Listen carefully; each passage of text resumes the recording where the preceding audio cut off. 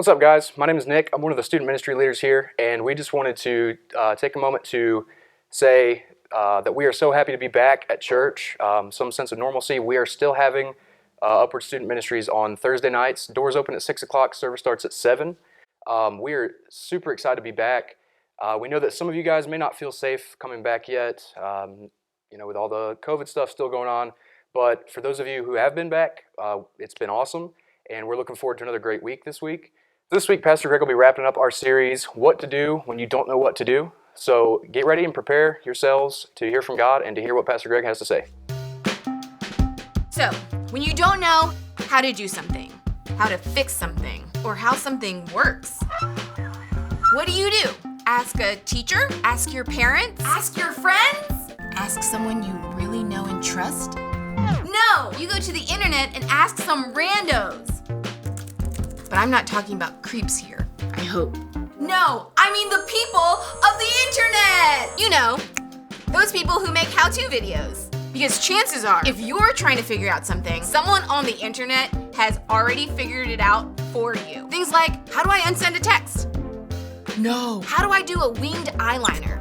How do I get rid of the zit by Friday night? How do I get out of gym class?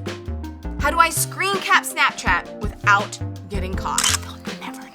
But then there are things in life that don't have an easy fix, that don't have a simple solution, that don't have a how-to video. Things like what to do when you have problems with family, or when it seems like you have no control in your life, or what to do when someone has done something to you. I mean, clearly, they gotta go. The truth is, there's a lot of life that doesn't have a solution you can just find online. So how do you know what to do when you don't know what to do?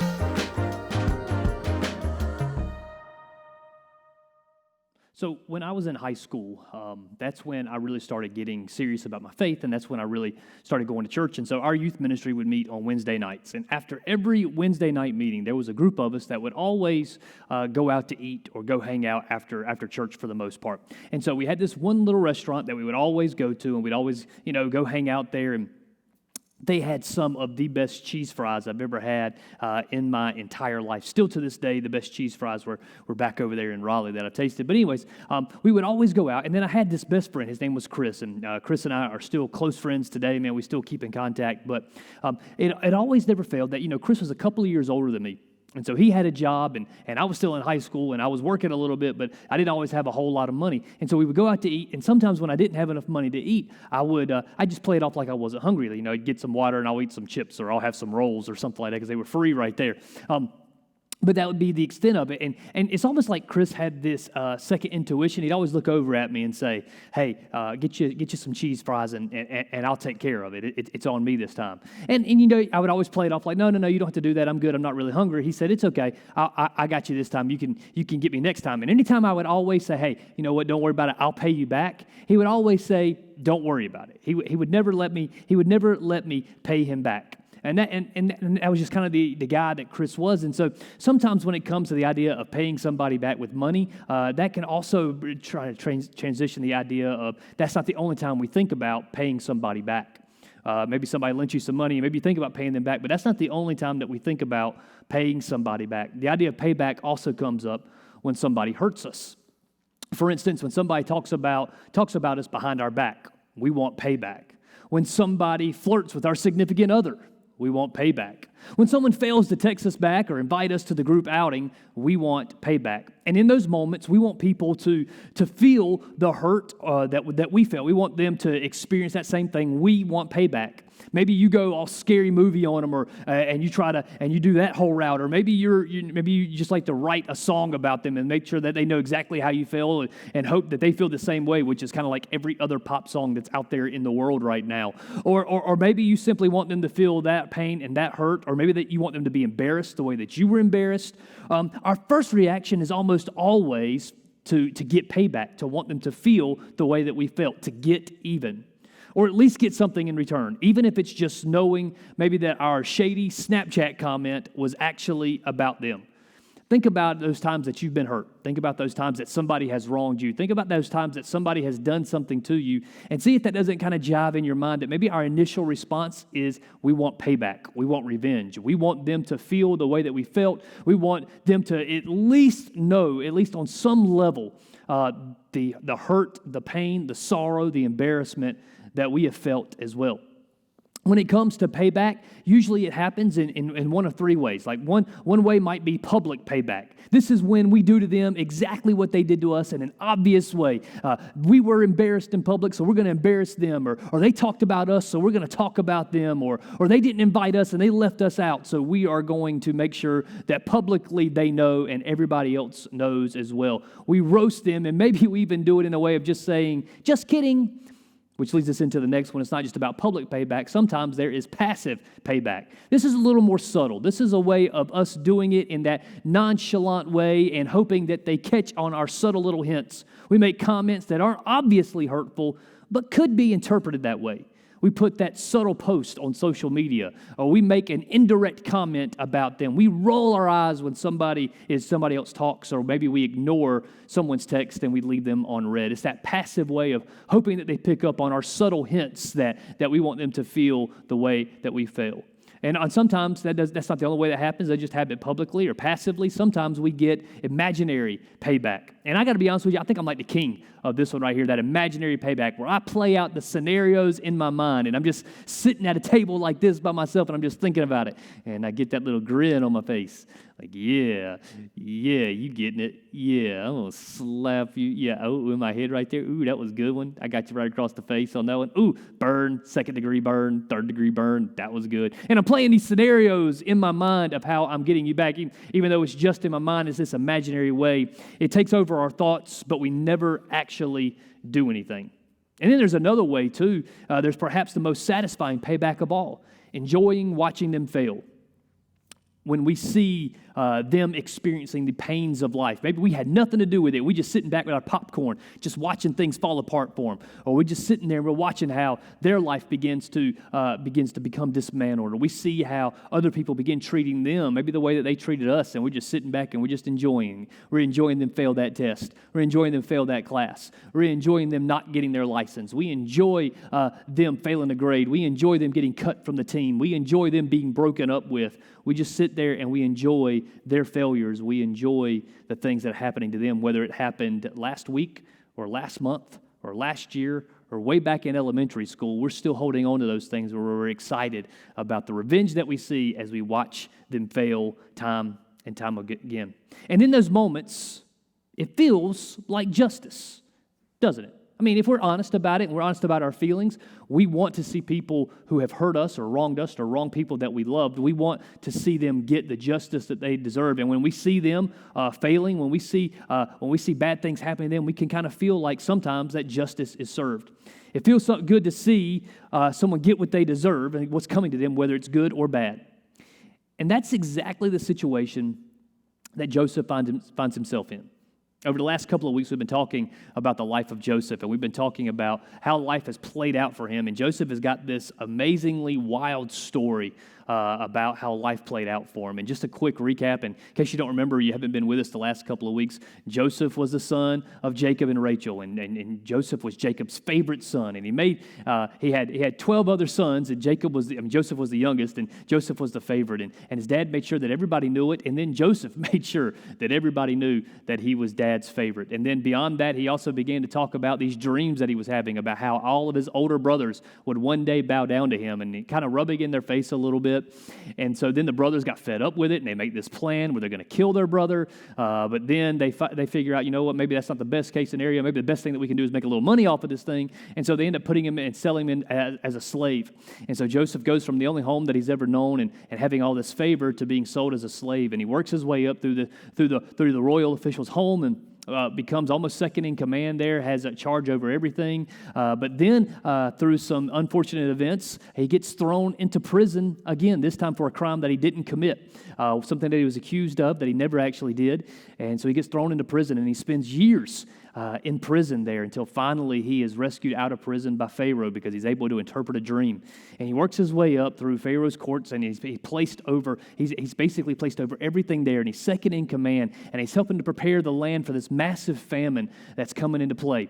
And he saves the nation of Israel. And it's not really a bad story for a guy who started off as being thrown into slavery and works his way up to being second in command of all of Egypt.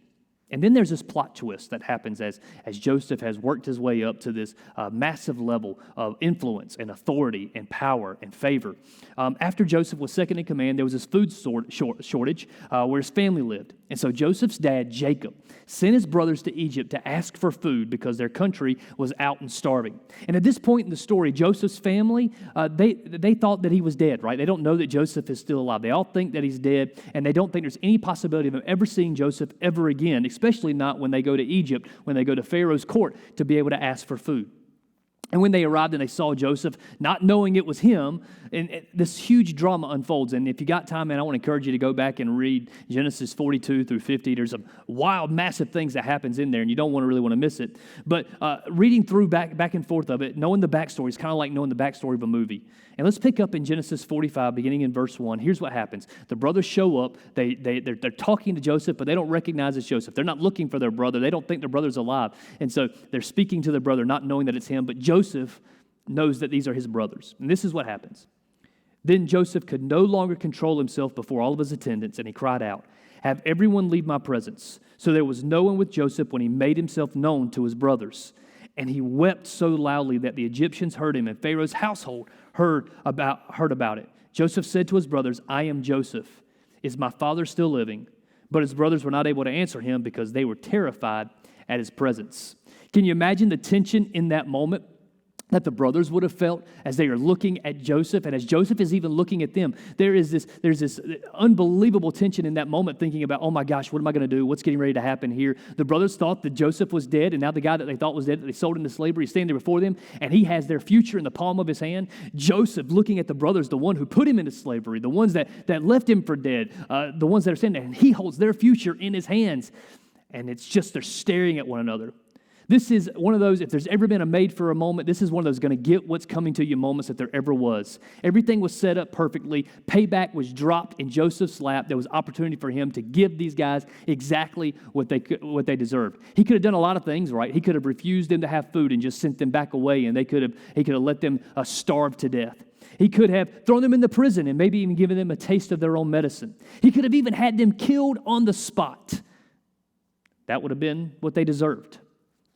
If we pause there for a moment, I wonder what we would do in that moment. I think a lot of us would like to think that we'd be the bigger person, but when we look at past experiences and we look at what we've done throughout our history and through the course of our lives, I wonder what our response would be in that moment to those who had wronged us, and not just talked about us behind our back, right? Or not just left us out of a group text or left us out of an event, not anything like that. But I mean, these guys actually took their brother, were going to kill him, and then sold him into slavery and put his life on this path. What would you have done in that moment? If I'm honest, I think I'd like to know. I'd like to say that this is what I would do. I think I'd like to think that I would be the bigger person, but I don't know. I honestly don't know what I would do in that moment. And so the story continues. Joseph asked his brothers to walk over and stand close to him. Can you imagine how terrified these brothers must be? Come stand closer to me. Come within the sword's reach. Come where I can get a better viewpoint of you as I get ready to lay out your punishment. Here's what Joseph says. I am your brother Joseph, the one you sold into Egypt. And now do not be distressed and do not be angry with yourselves for selling me here, because it was to save lives that God sent me ahead of you. For 2 years now there has been a famine in the land, and for the next 5 years there will be no plowing and reaping. But God sent me ahead of you to preserve for you a remnant on earth and to save your lives by a great deliverance. Now, there's only one reason Joseph could have been able to respond the way that he did. It wasn't by his own strength. It wasn't by his own power. It wasn't because Joseph was so much better or so much of a bigger person than you or I. It had nothing to do with that. He didn't try to get payback because he had already let go of the idea of revenge. Years had gone by, and he had allowed God to do a healing work in his life over the course of years of time before he ever saw his brothers again. Joseph could look into the eyes of the ones who had caused him so much grief, so much hurt, and so much pain, and actually care about how they were feeling. When Joseph said these words, "Do not be distressed and do not be angry with yourselves for selling me here," he was acknowledging their wrong and his hurt without creating more hurt. Typically, when we want to point out the fact that somebody has wronged us, we do it in such a way as to make sure that they feel the hurt and the pain that we felt, or that and maybe we're still feeling. But Joseph was at a place where he acknowledged what they did, he acknowledged how it felt and how he felt in it without causing more hurt in this moment. Only a person who was healing, only a person who had allowed God to do work, only a person who had let go of the idea of revenge, only a person in this situation who had allowed God to do something in them would be able to say those words. Only somebody who had chosen to forgive would be able to respond that way. Joseph chose forgiveness over payback, and we see that in that moment when he had his greatest opportunity and moment for revenge. He could have gotten revenge. He could have gotten payback. And you know what? Most people would have looked at Joseph and said, they deserved it, go ahead. But Joseph instead offered them grace. He offered them mercy. He offered them forgiveness. Somewhere between the time that he was sold into slavery and this moment right now, Joseph had allowed and opened himself up for God to do a healing work in his heart. God didn't force that on him. Joseph had chose that. At some point in time in that whole process, Joseph chose to choose forgiveness over payback. That's why Joseph was quick to acknowledge God in the area where his brothers had caused him the most pain. It didn't make what his brothers did okay. It didn't just completely let them off scot-free or anything. And it didn't make the pain any less. It just took the real pain and the real hurt and no longer put it in center stage. Instead, he put God on center stage. He showed who God is in that moment. When there was an opportunity for hurt and pain and payback, he allowed God to step in and to shine through. And that made forgiveness possible. Listen to this. Forgiveness was not only for his brothers, it was freedom from his own pain too. I think a lot of times what ends up happening to us is that we keep rehashing and rehearsing and feeling the pain of what somebody did to us weeks ago, months ago, years ago. I think we keep rehashing that as almost like a little bit of a safety plug in our own lives because we're afraid of what will happen if we forgive them. We're afraid of what will happen if we choose to forgive them. If we choose to forgive them, then we're letting them off the hook. If we're choosing to forgive them, then that means that we're saying what they did was okay. If we're choosing to forgive them, then that means that they won't get what's coming to them. And the whole time we're doing that, we are just continually trapping ourselves and keeping ourselves held down by the pain and the hurt that comes from holding on to that old wound. You see, the forgiveness that you offer is more so for you. You know, some people say it's just as much for you, but dare I say it's more so for you than it is for the person. Because when you begin to forgive, you're actually allowing yourself to become free. Free to move on, free to heal, free to not be held captive by that hurt and that pain any longer. Joseph would go on in the story to go tell the brothers to go get their father and to move their entire family to Egypt because the famine would continue, and without making this move, his family would suffer. And then this happened in verse 15. And he kissed all of his brothers and wept over them. Afterward, his brothers talked with him. This whole thing right here, maybe the only thing better than payback is reconciliation. This is where we see God do the impossible in a relationship, bring peace where there has only been hurt. Sometimes, if we're honest,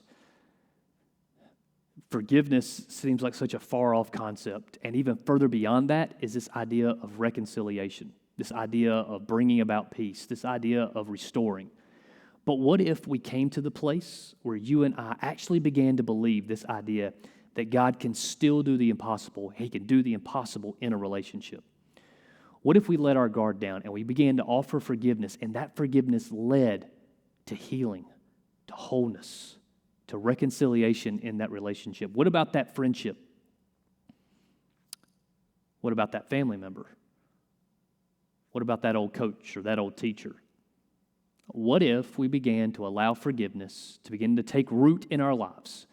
It began to bring about freedom and then ultimately led to some kind of reconciliation. what peace would that do in your life? What I have found in my own life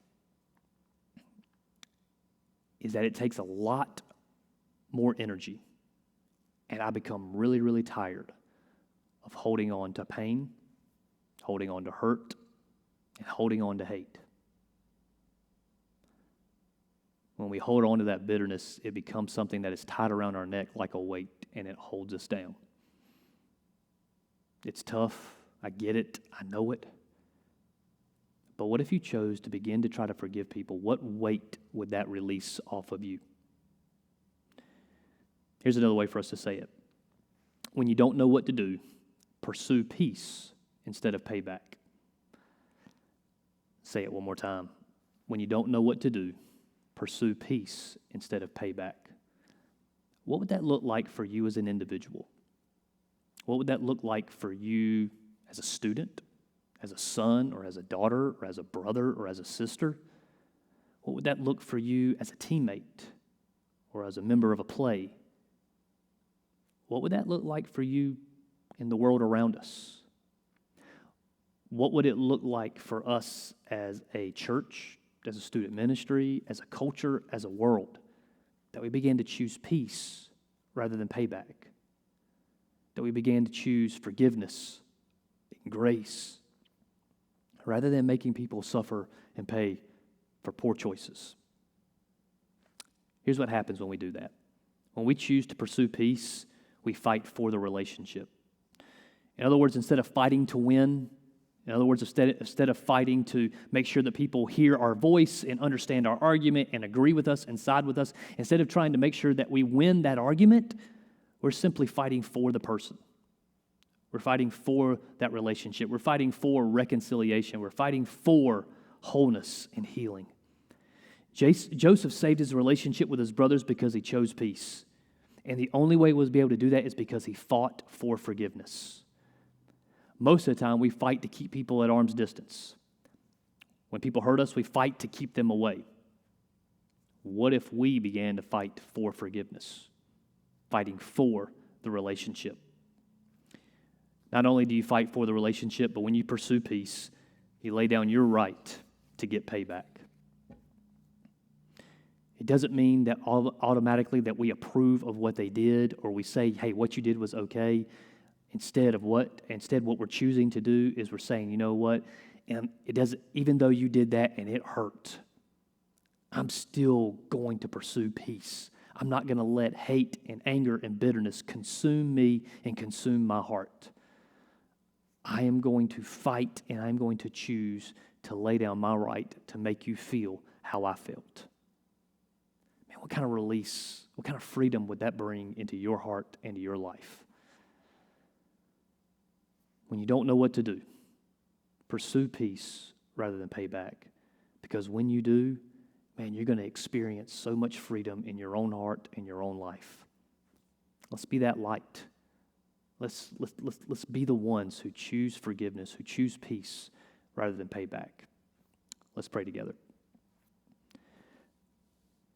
Father, we are talking about something that's tough and hard when it comes to forgiveness.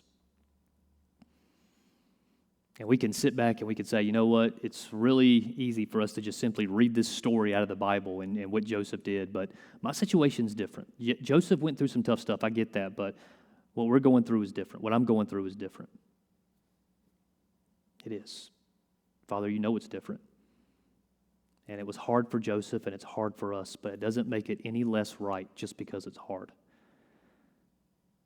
Chances are many of us are holding on to stuff, God, that's holding us back, that's weighing us down, and it's causing us to continue to rehash that hurt and that pain over and over and over again. Father, I pray that you would give us the strength and the courage to choose to forgive right now in this moment. Let us choose it today and then choose it again tomorrow and the next day and the next day until we begin to feel and sense and know that that weight and that burden is being lifted off of us. Let us pursue peace rather than payback. Let us choose forgiveness so that we might find freedom. And when we do that, I believe that you will indeed bring life and healing and wholeness into our hearts and our lives. Father, we love you. For it's in your name we pray. Amen. So as Pastor Greg just finished his message, we are praying and hoping that you can sense the Lord speaking to you. We hope that you have had a great week, and we are excited to see you guys back here next week, either in person or online. And just know that we are for you, we are with you, and we are praying for you, and can't wait to see you guys back.